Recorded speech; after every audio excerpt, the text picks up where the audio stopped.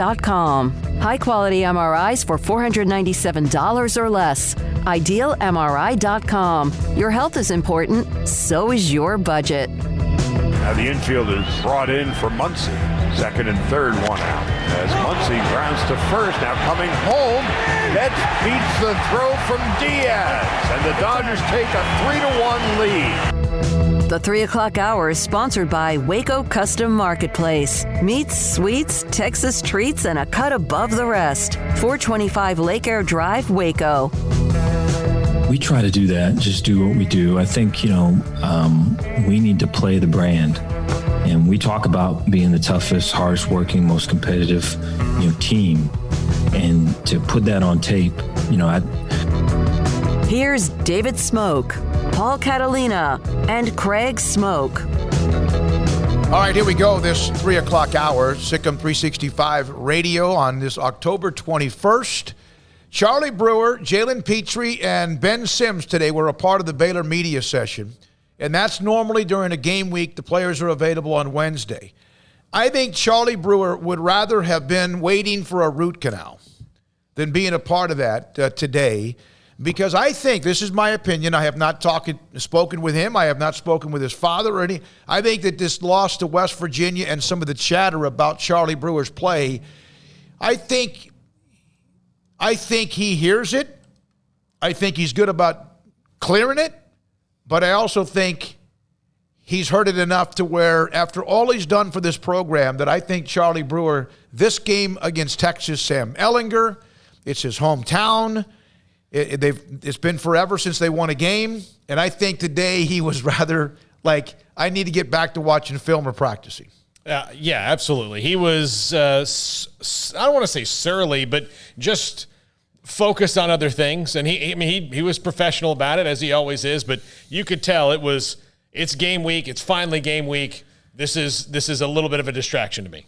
Yeah, I think he was typical Charlie Brewer for the most part, just very to the point, very short in his answers, and just very matter-of-fact about things. I'm sure he, like anybody else, doesn't like hearing things about himself in a negative light, and that's all he's really been able to hear now for 3 weeks to a month since that loss to West Virginia. So, yeah, I'm sure there's a huge part of him that's just, as a football player, wanting to get back out there and play, and as a winner, wanting to go back out there and correct the wrongs from the last time we saw them play, which was that loss to West Virginia. Yeah, and we know that the offense was not very good. I was on a couple of different podcasts today that are out of Austin. The Austin American Statesman with Cedric Golden and Kirk Bowles, and then with Chip Brown as well with what he does with his radio show and his what he does on the Zoom and the website. And they asked me, what do you think will be the biggest improvement from the loss to West Virginia to how they play Saturday? And my answer was, I have no idea. That's a really hard question to answer. I have no idea, right? I mean, we don't know. It better be the offensive line, but it also better be other people on the offense as well. But that is something that has to be tightened up, or otherwise they have no chance. No, they don't have a chance if they can't block. I mean, they're not going to be able to run any type of an offense that is able to get into the end zone without the exception of a 1-play, 2-play drive where they just happen to hit on a big play. Outside of that, they need to show, if they're going to be any kind of a legit team, that they can work their way down the field, and they haven't really shown that. They've showed explosiveness, and then they've showed the ability to score in a quick manner when their backs are up against the wall, but we've seen them do that before. We saw them do that many times last year. That's just kind of ingrained in them. As far as just being a normal offense that can get out there, take some time off the clock, run a few plays, and get up and down the field, we haven't seen that. But we've also only seen them play twice. So for that to happen, it just makes sense. The offensive line's going to have to play better than they did against West Virginia. Yeah, it is. And we have some comments from Charlie Brewer, Jalen Petrie. Scott Drew today met with the media because of the fact they're 35 days away from the season beginning. Big 12 women's basketball news for Baylor, dominating the preseason all Big 12 team. We'll have that. Kim Mulkey's available with players tomorrow. Matt and DC on the text line. You remember when they were about to play Oklahoma, and we just said, we heard Bryce Petty, he went into I'm just getting ready, we're just ready for OU. We're play OU. And that's kind of like Charlie Brewer today when it comes to Texas. So, here is Charlie Brewer on whether or not his team has, how they have soaked in the loss to West Virginia, moved forward, and yet have they heard some of the chatter? I think everyone on our team does a good job of not listening to the outside noise, whether it's good, bad, whatever it is. We kind of have a mindset of, keeping everything in the facility, and kind of knowing that those thoughts or opinions inside the facility are the ones that matter. But, I also think we have a bunch of guys that have played a lot of football. So I think naturally the focus is high, and kind of everyone's ready to go in a sense. I asked this question of Dave Aranda on Monday. Do you feel like Charlie Brewer's better when he's frenetic, kind of like when things are not out of control, but when things are like hair on fire? And he mentioned that's kind of what he can do at times. But Larry Fedora, remember, Charlie was excited about this offense. What do you think, Craig Paul, of him? We haven't seen him yet really run the Fedora offense much. No, I think eventually, if they can play 2-3 games in a row, he'll probably be pretty darn good at it. But right now, we don't know. I think that he'll fit in it. I think that especially since it's kind of got a little bit of a West Coast vibe to it, that really works out for him because it doesn't force him to have to throw the ball deep down the field. They need to do that more, but it's not obviously his big strength like it would be Bohannon or Zeno. So, yeah, I think he'll be good at eventually. I would hope so. I would hope he can eventually be good in this offense. But, as far as expectations go or what I think just in general, I think the more times you do something, the better you are probably going to be at it. But I don't have anything to go off of outside of what we've seen, which, again, 3 weeks ago is the last time we saw this team play. And we've seen them play twice. Once was against Kansas. Kansas sucks. They do. They're an awful football team. They're easily beatable by anybody in the Big 12. So that really didn't tell us anything. They played a mediocre West Virginia team in Morgantown and played terribly and still could have won that game in overtime. So, I think the woes on offense are maybe amplified a little bit by the fans, in some ways, but I think there's obviously a lot of room for criticism and how quickly they're going to be able to look like the Fedora offense or whatever that's supposed to look like. I don't know, because I figured with all the time they've had, they'd be able to show that in full display on Saturday. But then again, I know that not having live reps and live bullets at you is not the same as, practicing. So they've had plenty of practice time. They're getting the live rounds now, hopefully for the next several weeks, and hopefully that offense gels because they're going to need it. Yeah, they are. And Brewer, I asked him about, we've seen him when he gets frenetic, even though he threw the bad pick in the overtime, the double overtime. He seems to just thrive in that. And that doesn't mean he can't run the other offenses, because he has. And I asked him about the styles of the methodical compared to when the game gets a little bit wild. I think I feel comfortable in both. I think like I said, I think we just need to put ourselves in better positions, whether it's at the beginning of the game or at the end of the game. Not staying out of the chains, getting second and short, and that starts with me. Well, that's Charlie Brewer there. Now, Jalen Petrie on the ups and the downs of suspension of practice and the football-related activities and games being canceled, and how much of a challenge is it for this Baylor football team? Yes, sir. It is very challenging, with the COVID and not knowing who's going to be out there, but our coaches do a wonderful job at getting everyone prepared throughout the week so that if anyone needs to step up, we're comfortable with whoever it is, and we trust whoever's out there. So it is very difficult, with the COVID stuff, but we just try to, keep going and not, worry about it as much as possible because it's not under our control. This is known as what we think is a mature team, right? I think so. Because of what they've dealt with, who they were under with Matt Rule and that staff. One of the things I was asked today out of Austin was how they've handled it. This is a team that Matt Rule's philosophy is he wanted his guys playing their best football. Not that they didn't want them playing well, but their best football after they had been seasoned grown men in that fourth and fifth year, whatever they would get to. And Jalen Petrie said, hey, listen, no matter what we face, we have to go to whatever is next in line. It sounds like a Rudy's commercial, but it's true. And Jalen Petrie on staying focused and being ready for this week. Definitely business is business. When we take the, the break off, you can, lose your sight a little bit. But when we step back into the facility and, we're back in the meetings, stuff just start clicking again and you're back into, your regular ritual of, practicing, rehabbing, and watching as much film as possible to get you ready for Saturday. I think that they have handled as much as they can, but we don't have enough games, and they surely haven't practiced enough. But, hey, you know what? The schedule doesn't stop. We hear that. The schedule doesn't stop, even though practices have stopped. They got another game. They got to go out and play. If they don't play well, they could get embarrassed by that UT offense. Yeah, they could. The UT offense on a bad day is going to score 28 points, you'd think. I mean, they just kind of have that. And especially late in games, when there's no rules, and you let Sam Ehlinger just do what he does, and he's gonna get yards.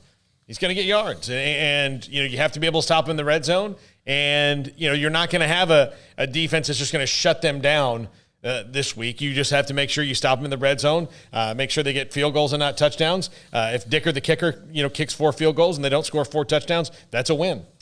Yeah, I mean, not scoring touchdowns and limiting to field goals would be ideal. They're going to find the end zone, though. I would imagine it's not going to be similar to last year where they're getting a garbage time touchdown. I just think Baylor's defense has been off too long, and Texas has been off, but it's been the customary 2 weeks they already had in the schedule. I mean, I'm hearing all the talking's great, but we got to see these guys play. I mean, we got to see these guys play because, all the talking's fine, and it's good to hear them. We haven't heard them in a couple of weeks, but as far as assuming one thing or guessing or predicting or whatever, no one has a clue. No one has a clue what this team's going to look like outside of the coaches and the players themselves. And even then, they're still going against themselves. And they're not going up against somebody who's, game planning against them and doing things entirely a different way and breaking them down. So, I don't know what to expect. I would think that they would come out and play good. They're saying the right things. All that's well and good and everything. But, no, I don't think that they need to be I don't think that I need to be, predicting what they're going to look like because I have no idea. No idea whatsoever. I don't know if they know. I don't know if they know. They can say it, but they don't know it either. Sam Teklenberg has been signed by Carolina from the practice squad to the active squad. Greg Roberts signed by Carolina to the practice squad. Remember, Teklenberg retired. Was not going to play. Matt Rule called him. He goes, okay, what the hell? He goes there. Now he's activated to be a part of the regular team. Mike McCarthy today at a press conference, and I love this quote. I've always stated this with any team that I've coached and all the anonymous stuff. I think it's important to handle things as men. If you do have something to say publicly that is of the utmost importance, I think it's important to say it to the individual. And that, of course, was one of the notes today at Frisco at the Star. That was what most of the press conference was about yesterday evening. He talked at 6 o'clock, and it was most of it was about, do you worry about the chirping of the building? Do you worry about this? And then that was his message, and that's great, and he's right. He's absolutely right. That's how you should handle it, and there shouldn't be chirping in the building, and the players are as responsible as the coaches are. But the bottom line is the coaches have a problem right now, and they got to fix it in a hurry. Yeah, they do, but, he's right on with what he says, and I think that applies to, probably a few guys on that team. Clearly there's some talking going on now, but, man, they had no problem attaching their names to it in the preseason. They had no problems attaching their names to it when they were signing big money contracts or when they were flying high. So just typical two-faced behavior by athletes who want to have the attention when it's great and then get angry and lash, have backlash towards the fans or towards the media when things aren't going well. Well, if you want to be praised when you sign a $100 million plus contract and when you don't have a sack for like multiple games in a row and that's what you're being paid to do, then expect some people to critique you. It's not anything abnormal. That's the way sports works. So the Cowboys don't like the negative attention or the negative press. Well, then play better. DeMarcus Lawrence, play better. Whoever needs to play better, Ezekiel Elliott, don't fumble the ball twice. I think it's very simple. You're getting called out and you're getting talked about because you're playing like absolute dog poo, and that's why your record is the way that it is. So if you don't want the bad headlines, then don't play like the Cleveland Browns on a regular basis. But you've earned every bit of criticism that's come your way, And they just got to be very careful about putting out this fire in-house, whatever's going on. Maybe his comments are what does that.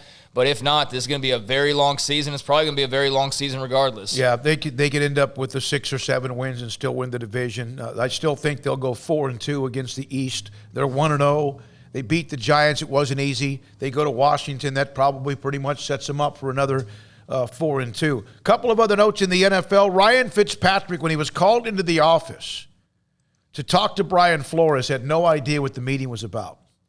Said it broke his heart to hear he was being demoted for Tua Tagovailoa. He's going to be the starter now.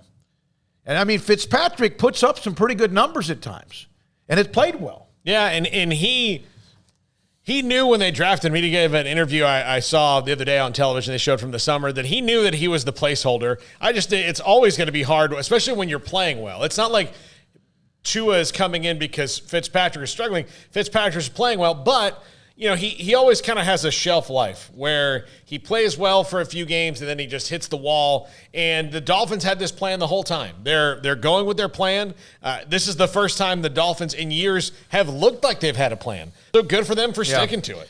Also, Chris Jones said this about Le'Veon Bell, who was introduced today. And how about Edwards-Helaire having that game he had on Monday when he knows Le'Veon Bell's coming into? He goes, when he was released by the Jets, I texted him and said, hey, come by the Steelers. When he left the Steelers, come play for us. And then when he was released by the Jets, Chris Jones, the defensive lineman, texted Bell, don't make the same mistake again. So a team that already has plenty of weapons has another one. Yeah. In Le'Veon Bell. Well, I'm anti-Chiefs the rest of the way. I don't want them to win another Super Bowl anytime soon. The superstar team that they're putting together, I think it's great for them. Their management's obviously got a very well laid out plan, but they're starting to turn that corner for me of having so much talent that it's just like they've become the super team. And I'm never, a fan of super teams. I didn't like it when the NBA had their whole era of that there for a few years where everybody was a super team or everybody that was a contender was a super team. The Chiefs already had enough talent to win it last year, and they've only added like 5 or 6 other players who are discontents on other teams, but miraculously become great teammates when they arrive in Kansas City. And I know part of that's what Andy Reid and the franchise have done. Part of that's just being front runners and being guys who can only be content when you're winning. So not great teammates, basically, which is what Le'Veon Bell, I think, has kind of shown along the way in both Pittsburgh and New York now at this point. So I'm not going to magically suddenly start rooting for Le'Veon Bell to win a Super Bowl ring because he's with Patrick Mahomes in Kansas City. If anything, I'm going to root against him winning a Super Bowl ring because it feels a little bit cheapened to me. And, quite frankly, just for me, I'm not anti-Patrick Mahomes or anti-Chiefs, but they're so good already, and then adding guys like him actually makes me want to root for them less and see somebody else play spoiler because they are so loaded. Yeah, they've gone from the cute team that's the up-and-coming team to now this, evil. And here's the thing they have a risk is Le'Veon still good? Well, that's another question. That's another question, but you know what? You still give him a shot, and you have Edwards-Helaire, who we know looked fantastic, and he's had a couple of really nice games with them. It's part of adding weapons. It's a team that lost weapons. They had one time Kareem Hunt. They had, for a while, of course, they have Tyreek Hill, and they've got others as well. I like who they are without him. Now, Scott Drew met with the media today in a Zoom session. Of course, Baylor men's basketball loaded up, and with others who are also new, who have been waiting, seasoning for their turn. We'll have that in a moment. Also today, the SEC and Big 12 announced their matchups in basketball. I mentioned the Big 12 women's preseason team. We'll have that in a second. And Game 2 of the World Series tonight, the Rays and the Dodgers jumped all over them to win the first game. Kershaw got a win. That was important. If he gets another win in the series and they win the series, does that eliminate everything like it did with David Price or with Verlander?